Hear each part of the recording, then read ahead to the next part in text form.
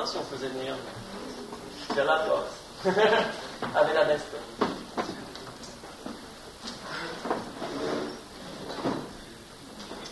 Merci, monsieur. Bah, tiens, vous allez vous mettre à droite, hein? Alexandre, suis-moi un petit peu. Je te suis. Tu me suis?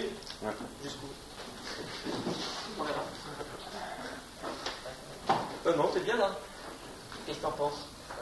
Alors que je t'explique ce que je faisais, viens là un petit peu plus dans le champ, rapproche-toi. Viens. Hop, fais de tout ça.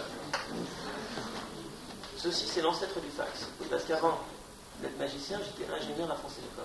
Société d'ailleurs très performante, ceci, vous voyez. Et donc l'idée du fax, c'est simplement la duplication des objets. Donc, tu es à New York, je suis à Paris. Je vais t'envoyer un message, tout simplement comme ceci. Je pousse sur un bouton. Tu vois, je reçois le message. Ouvre ta main ici.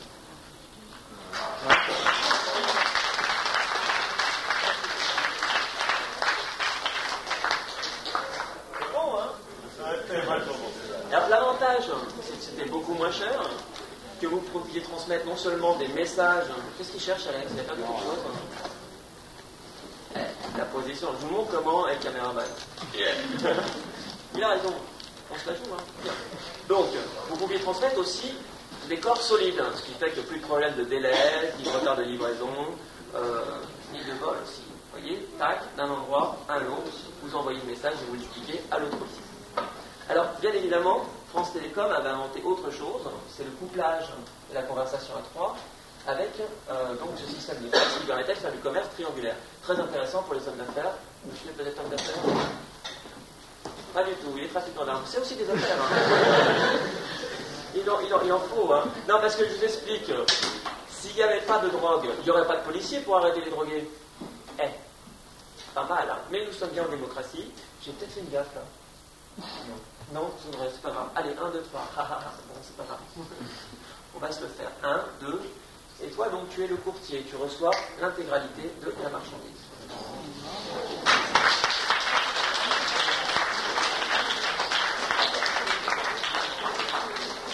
Alors, vous avez des signes dans l'univers qui se répètent tout le temps. La droite, mouvement rectiligne. Le cercle, mouvement circulaire. Allez, salut, vieux. Au revoir. Au revoir, François. C'est ce qui s'appelait une sortie discrète. Oui, et le cercle est important. Là, par exemple, nous avons dessiné un cercle magique sur la table. Et les faire passer comme ça, une par une. Toujours laisser les balles en dehors du cercle, sinon la deuxième va rejoindre la première.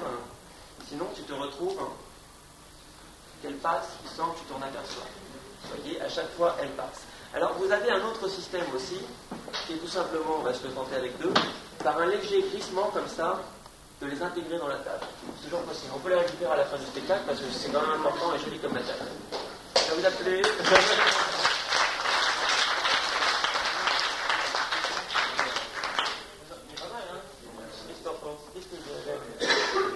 Ah oui, ça c'est assez intéressant. Alors, bon, ici on n'est pas au courant, mais je n'ai pas fait mon arme. Quoique, comme beaucoup d'artistes, finalement. Tout simplement parce que je suis un petit peu daltonien.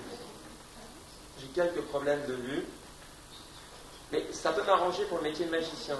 Et tu vois, je peux tout simplement perdre de vue certaines choses, mais aussi les retrouver. Pour moi, c'est la même couleur, tu vois, c'est toujours du jaune, a priori. D'ailleurs, je vais prouver que c'est bien du jaune.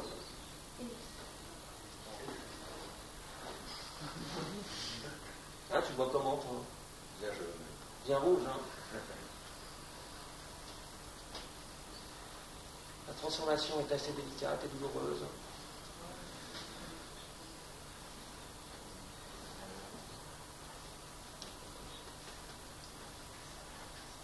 Et a priori, réussi.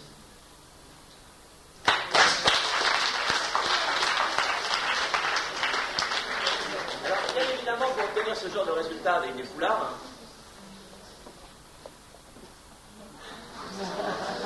ce qu'il faut, c'est les dresser un petit peu, vous voyez. Et ça marche relativement bien. Nous n'avons plus qu'une cigarette. C'est un petit peu la cigarette du coin de la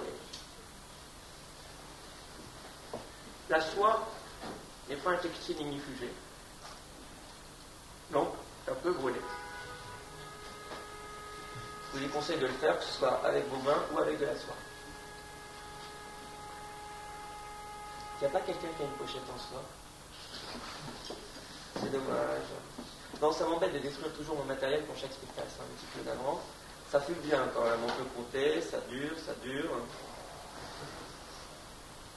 A priori, il n'y a toujours pas de trou. Hein.